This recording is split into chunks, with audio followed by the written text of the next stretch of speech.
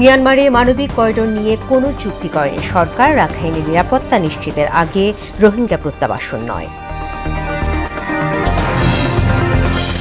সংস্কারের নামে কালক্ষেপণ গ্রহণযোগ্য নয়, ঐকমত্য কমিশনকে 12 দলীয় জোট। সংস্কার নিয়ে বিএনপিকে প্রশ্নবিদ্ধ করার অভিযোগ ফখরুলের। সাংবাদিক সুরক্ষা আইন প্রণয়নে কাজ করছে সরকার, জানালেন তথ্য উপদেষ্টা। গণমাধ্যমে সংকট নিরসনে স্থায়ী কমিশনের তাগিদ।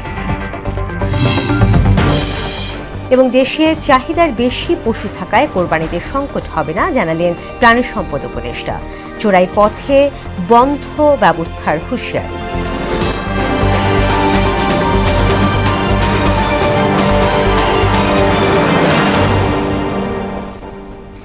আসসালামু আলাইকুম, মোহনা সংবাদে সবাইকে স্বাগত। শুনছিলেন শিরোনাম, সঙ্গে আছি তাসমিয়া জেরিন।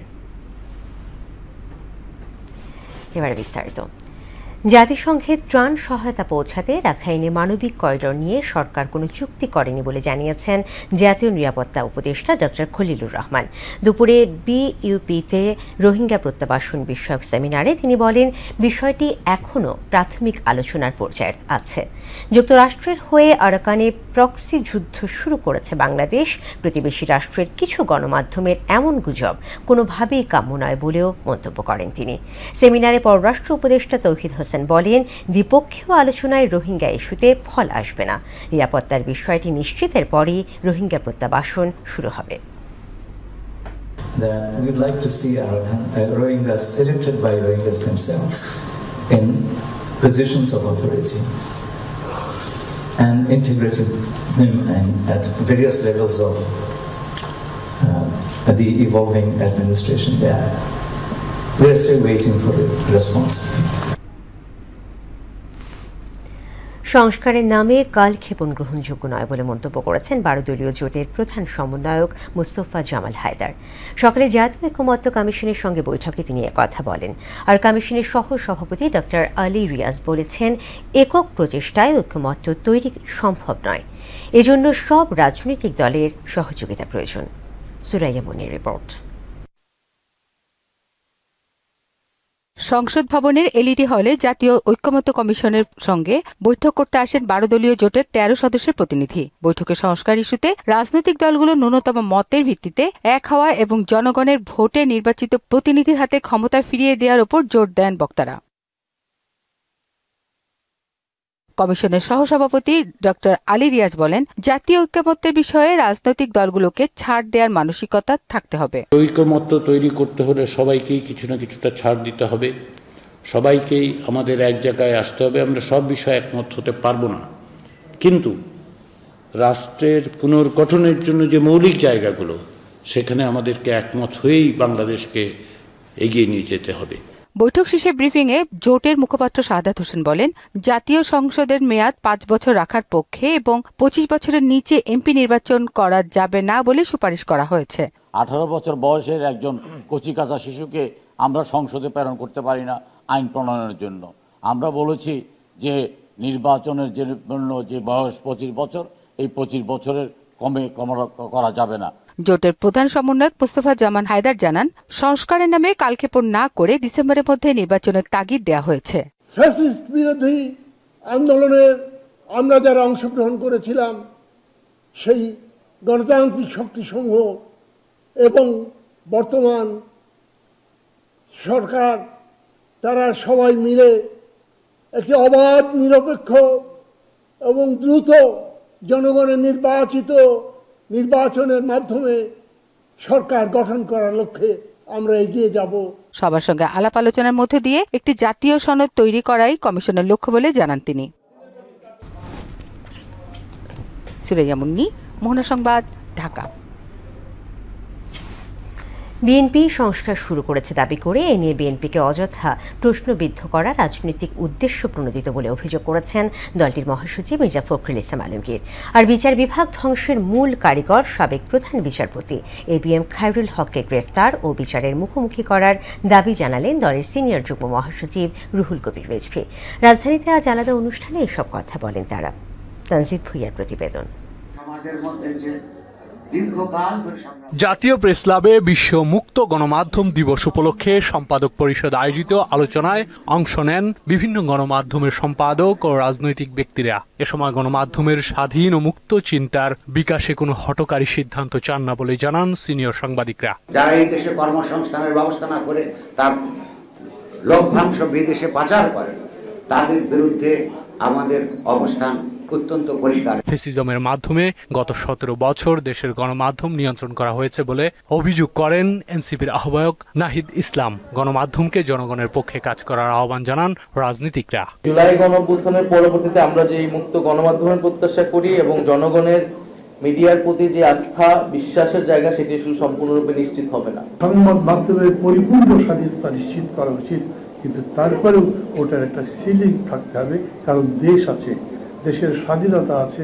বিএনপি সবসময় গণমাধ্যমের স্বাধীনতায় বিশ্বাসী জানিয়ে দলের মহাসচিব বলেন, তার দল অন্যায়ভাবে কোনো মত চাপিয়ে দেওয়ার পক্ষে নয়। আমরা বরাবরই সংবাদপত্রের স্বাধীনতার পক্ষে ছিলাম, আছি এবং ভবিষ্যতে থাকবো।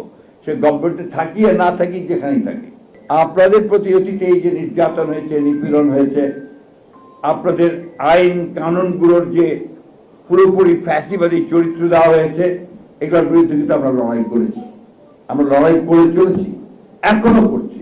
এদিকে জাতীয় প্রেস ক্লাবের সামনে এক বিক্ষোভ সমাবেশে রাখাইনে করিডোর দিলে সার্বভৌমত্ব হুমকির মুখে পড়বে বলে মন্তব্য করেন দলের সিনিয়র যুগ্ম মহাসচিব রুহুল কবির রিজভী। গণতান্ত্রিক নীতি এবং একটি দেশের স্বাধীনতা সার্বভৌমত্বের প্রতি বৃদ্ধাঙ্গুলি দেখানোর যে নীতি, দেশনেত্রী বেগম খালেদা জিয়ার বিরোধী, যারা জিয়াউর রহমানের বিরোধী, যারা ভারপ্রাপ্ত চেয়ারম্যান তারেক রহমানের বিরোধী, তারা গণতান্ত্রিক প্রতিষ্ঠান গড়তে দেবে না বলেই নানা ধরনের চক্রান্তের বেড়াজাল নির্মাণ করছে। প্রেস ক্লাবের সামনে প্রতীকী অবস্থান কর্মসূচিতে দলের চেয়ারপারসন উপদেষ্টা জয়নুল আবেদিন ফারুক বলেন, বিএনপি জনগণের দল বলেই বারবার নির্বাচনের কথা বলে। আমরা গণতন্ত্র হত্যা করতে চাই না, আমরা জনগণের সেবা করতে চাই। যেই জনগণ বাংলাদেশ জাতীয়তাবাদী দলকে ক্ষমতায় বসিয়েছিলেন, সুষ্ঠুভাবে দেশ পরিচালনা করেছিলেন। তানজিদ ভুইয়া, মোহনা সংবাদ, ঢাকা। একজনের মালিকানায় একটির বেশি গণমাধ্যম নয়, এর তথ্য মাথায় নিয়েই সাংবাদিকতা সুরক্ষা আইন প্রণয়নে কাজ করছে সরকার। রাজধানী মাইডাস সেন্টারে গণমাধ্যমের স্বাধীনতার রোডম্যাপ সংস্কার বিষয়ক আলোচনায় কথা জানান তথ্য সম্প্রচার উপদেষ্টা মাহফুজ আলম। আর গণমাধ্যমের সংকট নিরসনে স্থায়ী কমিশনের তাগিদ দিলেন সংস্কার কমিশন প্রধান কামাল আহমেদ। মনিরুল ইসলামের প্রতিবেদন। অনেকটা অনাড়ম্বরভাবেই চলে গেল বিশ্বমুক্ত গণমাধ্যম দিবস। আধুনিক সভ্যতার এই সময়েও দেশের গণমাধ্যম কতটা স্বাধীন বা মুক্ত, সেটিই বড় প্রশ্ন। তাই নতুন সাহসী বাংলাদেশের গণমাধ্যমের সংস্কার রূপরেখা নিয়ে টিআইবির সঙ্গে যৌথভাবে সেমিনার আয়োজন করে ইউনেস্কো ঢাকা অফিস এবং সুইডেন দূতাবাস। আলোচনা জুড়ে গুরুত্ব পায় 3 সাংবাদিকের চাকরিচ্যুতির ঘটনা। বিগত সময়ে সাংবাদিক হয়রানি, হামলা, মামলা, রাষ্ট্রীয় হস্তক্ষেপের বিষয়টিও উঠে আসে। তাই নতুন বাংলাদেশে এর পুনরাবৃত্তি চান না গণমাধ্যম সংশ্লিষ্টরা। জাতীয় পরামর্শ সভা ডেকে সংস্কার বাস্তবায়নে স্টেক হোল্ডারদের মতামত নেয়। এই কাজটা অ্যাটলিস্ট সংস্কার না হোক বা না হোক, আলোচনাটা যদি শুরু হয় তাহলে সরকারের উপরও একটা প্রেশার তৈরি হবে। 15 বছর ধরে যা হয়েছে, আমাদের সংবাদপত্রের মালিকানা যাদের হাতে ছিল তাদের বেশিরভাগই সরকার ঘনিষ্ঠ ছিলেন এবং তার কারণে আসলে সাংবাদিকরা মাঠে মার খেয়েছেন। বর্তমান সরকারের আমলে গণমাধ্যমে স্বাধীনতা সূচকে বাংলাদেশ এগিয়েছে 16 ধাপ। তবে রাজনৈতিক সরকার এলে সূচক যে 32 ধাপ পেছাবে না, সে নিয়েও সন্দিহান নওয়াব সভাপতি একে আজাদ। ইন্ডিপেন্ডেন্টলি ভাবে কেউ কখনো ফাংশন করতে পারেনি। আগামীতে অবস্থা আরও দিন দিন কিন্তু ডেটোরেট করছে। এই 16% যে আগামী দিনে 32% পিছিয়ে যাবে না, তার কোনো গ্যারান্টি আমরা দিতে পারবো যদি এই সংস্কার বাস্তবায়ন না হয়। তবে গণমাধ্যম সংস্কার কমিশনের প্রধান মনে করছেন, স্বাধীন সাংবাদিকতায় আজও বৈরী পরিবেশে টিকে থাকার লড়াই চলছে। তবে এই টিকে থাকার মধ্যে কোনো গলদ চান না তিনি। ইন্ডিপেন্ডেন্টলি তদন্ত করবে। আমরা যদি ওই ধরনের ঘটনা সরকারকে তদন্ত করতে দেই, সরকার পক্ষপাত করবে, ওটা বিশ্বাসযোগ্য হবে না। সে কারণে আমরা গণমাধ্যম কমিশন করতে বলেছি, একই সাথে সাংবাদিকতা সুরক্ষা আইন করতে বলেছি এবং এই দুটো আইনের জন্য আমরা দুটো খসড়া তৈরি করে দিয়েছি, যাতে খুব দ্রুততার সাথে সরকার এগুলো করতে পারে। টিআইবির নির্বাহী পরিচালক ইফতেখারুজ্জামান বলেন, শুধু সংবাদপত্রই নয়, ইলেকট্রনিক মাধ্যমের জন্য সম্প্রচার নীতিমালা দ্রুত বাস্তবায়ন জরুরি। একটা তথ্য কমিশন যেটা পালাতে বাধ্য হয়েছে কর্তৃপক্ষ পতনের পর, 9 মাস পার হয়ে গেল, এতবার আমরা চেষ্টা করছি, সরকারকে বলছি একটা কমিশন আপনি গঠন করুন নতুন করে, যে আইন আছে তার উপর ভিত্তি করে করুন, কমিশনটাকে কাজ করতে দিন আপনি। তবে তথ্য সম্প্রচার উপদেষ্টা বলেন, গণমাধ্যমের সুরক্ষা নিশ্চিতে সাংবাদিকতা সুরক্ষা আইন নিয়ে কাজ করছে সরকার। আপনার সোশ্যাল কন্ট্রাক্ট, এটা সোশ্যাল কন্ট্রাক্টে আপনি রাষ্ট্রে আসছেন, আপনি কিছু রাইট রেখে তারপর কিছু রাইট দাবি করেন। এই দায়বদ্ধতা এবং পেশাদারিত্বটা আমরা দেখব সাংবাদিকদের, এবং আমরা আমাদের সরকার যতদিন আছে আমরা চেষ্টা করব রিফর্মগুলো বাস্তবায়ন করার জন্য ধীরে সুস্থে সবার সাথে কথা বলি, স্টেকহোল্ডারদের সাথে। বাসর সহ রাষ্ট্রীয় 3 গণমাধ্যমকে একীভূত করার পাশাপাশি মূল্যস্ফীতি বিবেচনায় বিজ্ঞাপনের হার বাড়ানোর কথাও বলেন মাহফুজ আলম। পাবলিক আউটরিচকে কিভাবে। মনিরুল ইসলাম, মোহনা সংবাদ, ঢাকা। রাজনৈতিক দল হিসেবে নিবন্ধন ফিরে পেতে আপিল বিভাগে দ্রুত শুনানির আবেদন করেছে জামায়াতে ইসলামী। বিষয়টি মঙ্গল অথবা বুধবার আদালতে উঠতে পারে। এদিকে সংবিধান ও ইসলামের সঙ্গে সাংঘর্ষিক নারী সংস্কার কমিশনের সুপারিশ বাতিল সহ কমিশন পুনর্গঠন চেয়ে হাইকোর্টে রিট হয়েছে। আর 21 আগস্ট গ্রেনেড হামলা মামলার আসামিদের খালাসের বিরুদ্ধে রাষ্ট্রপক্ষের লিভ টু আপিলের শুনানি হবে মঙ্গলবার। কাজী পাপ্পুর প্রতিবেদন। রাজনৈতিক দল হিসেবে নিবন্ধন ফিরে পেতে দ্রুত শুনানির আবেদন জানিয়েছে জামায়াতে ইসলামী। আপিল বেঞ্চে এই আবেদন করেন দলটির আইনজীবী এহসান সিদ্দিকী। তিনি বলেন, এই মামলার সঙ্গে জামাতের রাজনৈতিক ভবিষ্যৎ সরাসরি জড়িত বিধায় দ্রুত শুনানি প্রয়োজন। এদিকে বিএনপির ভারপ্রাপ্ত চেয়ারম্যান তারেক রহমান সহ 21 আগস্ট গ্রেনেড হামলা মামলায় সব আসামির খালাসের বিরুদ্ধে রাষ্ট্রপক্ষের করা আবেদনের শুনানি হবে মঙ্গলবার। সেদিন আলোচিত মামলাটি প্রধান বিচারপতির নেতৃত্বে আপিল বিভাগের কার্যতালিকায় সবার ওপরে থাকবে।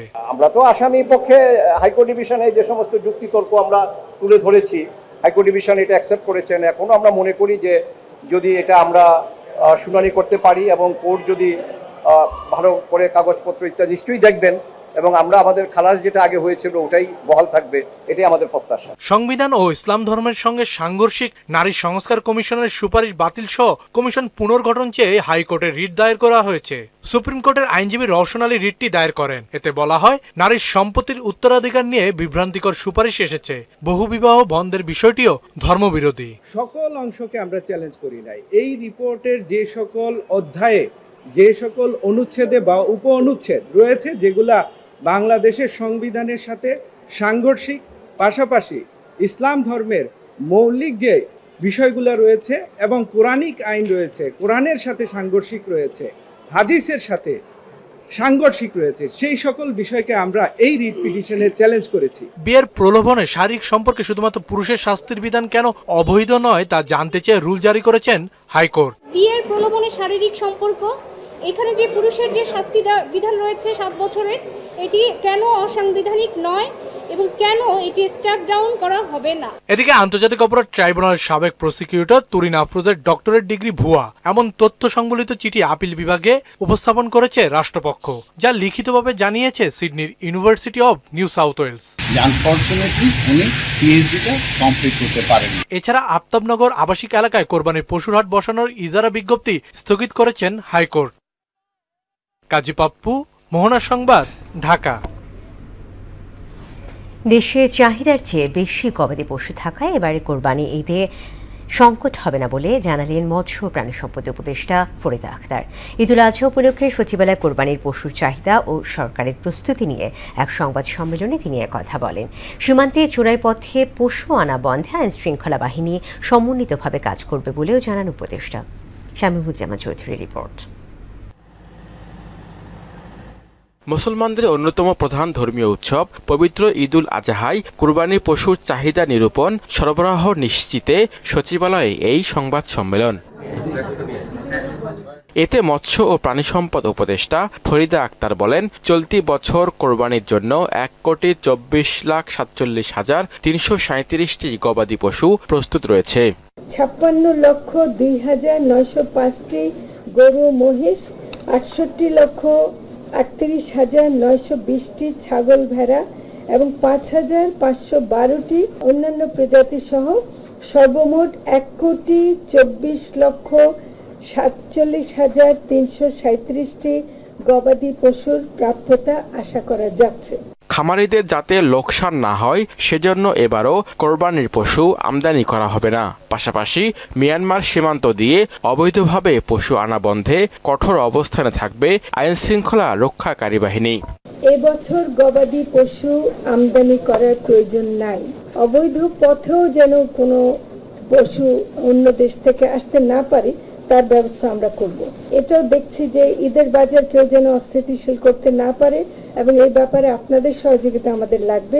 চাঁদাবাজির কারণে পশুর দাম যেন না বেড়ে যায়, আমরা সেটার চেষ্টা করছি এবং আজকে যে আন্তঃমন্ত্রণালয় সভা সেখানে এই বিষয়ে আলোচনা হয়েছে।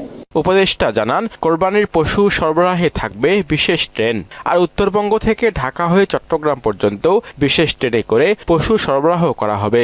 নতুন সংযোজন হলো উত্তরবঙ্গ থেকে ঢাকা হয়ে চট্টগ্রাম পর্যন্ত ট্রেনের ব্যবস্থা গ্রহণ করা হবে। এছাড়া ট্রেন ও নৌপথে পশু সরবরাহের ক্ষেত্রে প্রাণী কল্যাণ আইন 2019 মেনে চলতে হবে। শামীমুজ্জামান চৌধুরী, ভবনা সংবাদ, ঢাকা। সিলেটে বকেয়া বেতন ভাতার দাবিতে প্রায় 3 ঘন্টা সড়ক অবরোধ করে রাখেন চা শ্রমিকরা। 4টি চা বাগানে 5 মাস ধরে বকেয়া থাকা বেতন ভাতার দাবিতে দুপুরে জেলার ব্যস্ততম ওসমানী বিমানবন্দর সড়ক অবরোধ করেন তারা। পরে স্থানীয় প্রশাসন ও সেনাবাহিনীর আশ্বাসে তা প্রত্যাহার করেন বিক্ষুব্ধ শ্রমিকরা। সিলেট থেকে শিপার চৌধুরীর প্রতিবেদন, জানাচ্ছেন তাহসিন তারিন। বকেয়া বেতন পরিশোধ সহ 11 দফা দাবিতে সিলেট এয়ারপোর্ট সড়ক অবরোধ করেন বিক্ষুব্ধ চা শ্রমিকরা। রোববার প্রায় 3 ঘন্টা নগরীর আম্বরখানা বিমানবন্দর সড়ক অবরোধ করেন তারা। 4টি বাগানের শ্রমিকদের বেতন ভাতা 5 মাস ধরে বন্ধ থাকায় পরিবার পরিজন নিয়ে মানবেতর জীবন কাটছে বলে জানান আন্দোলনরত শ্রমিকরা। দীর্ঘদিন ধরে আমাদের এই বেতন বোনাস হচ্ছে না, বিদায় আজকে আমরা রাজপথে নেমেছি। 5 মাস যেই মালিক বেতন দিতে পারে না সেই মালিকের বাগানের লিজ রাখার কোনো অধিকার নাই। সপ্তাহে কাজ করলাম, 3 দিনের বেতন আমরা 620 টাকা দিয়ে কি করব? ছেলেকে লেখাপড়া শিখাবো না নিজে খাবো, না ছেলেকে খাওয়াবো, না মেয়েকে খাওয়াবো? আজকে আমরা রাজপথে আছি। আমাদের দাবি দাবা যদি আমাদের আদায় না হয়, আমাদের বেতন ভিত্তি যদি সবকিছু আমরা না পাই, তাহলে আমরা রাজপথ আজকে আমরা ছাড়বো না।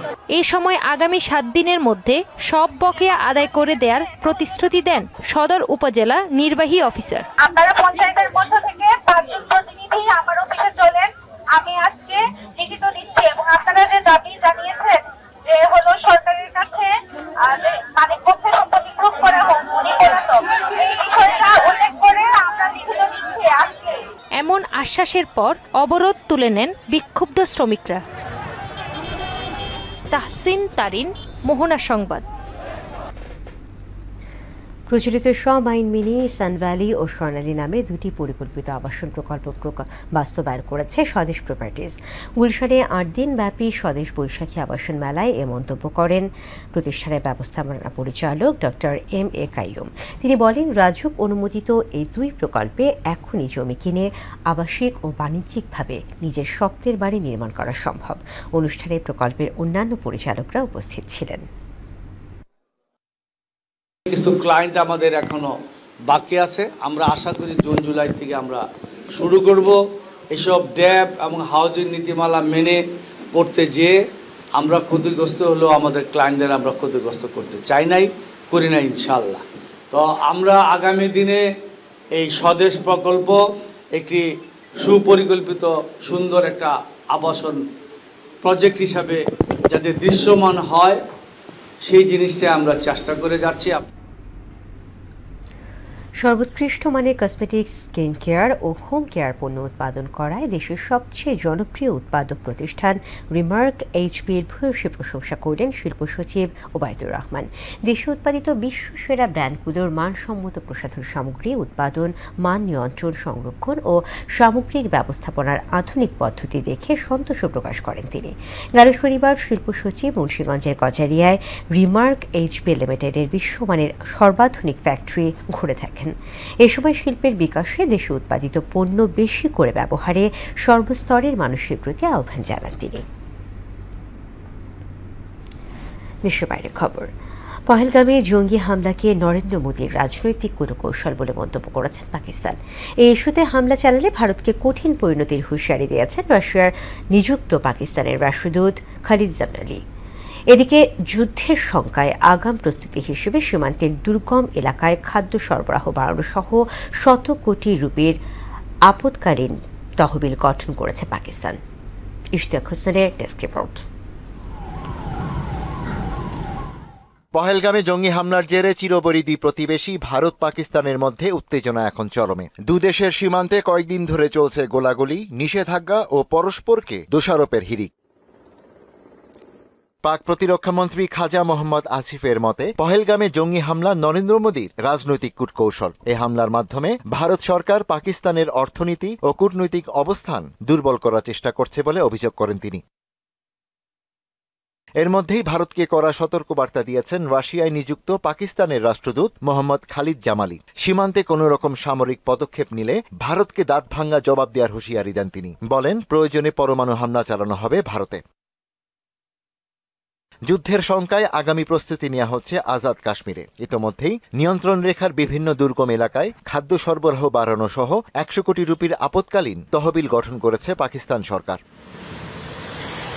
অন্যদিকে ভারতের প্রধানমন্ত্রী নরেন্দ্র মোদীর সঙ্গে air chief marshal AP Singh সাক্ষাৎ করেছেন বলে জানিয়েছে বিভিন্ন গণমাধ্যম। তবে সাক্ষাতের কারণ কিংবা এ জাতীয় কোনো সরকারি বিবৃতি প্রকাশ করা হয়নি। এর আগে শনিবার পাকিস্তানি পণ্য আমদানিতে দিল্লির নিষেধাজ্ঞার পর নিজেদের সমুদ্র বন্দরে ভারতীয় জাহাজ প্রবেশ বন্ধ করে দিয়েছে ইসলামাবাদ। ইশতিয়াক হোসেন, মোহনা সংবাদ। শেষ করব মোহনা সংবাদ, যাবার আগে শিরোনামগুলো আরও একবার।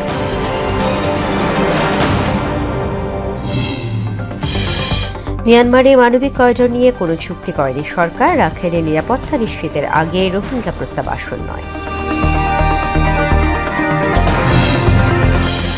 সংস্কারের নামে কালক্ষেপণ গ্রহণযোগ্য নয়, ঐকমত্য কমিশনকে 12 দলীয় জোট। সংস্কার নিয়ে বিএনপিকে প্রশ্নবিদ্ধ করার অভিযোগ ফখরুলের। সাংবাদিক সুরক্ষা আইন প্রণয়নে কাজ করছে সরকার, জানালেন তথ্য উপদেষ্টা। গণমাধ্যমের সংকট নিরসনে স্থায়ী কমিশনের তাগিদ।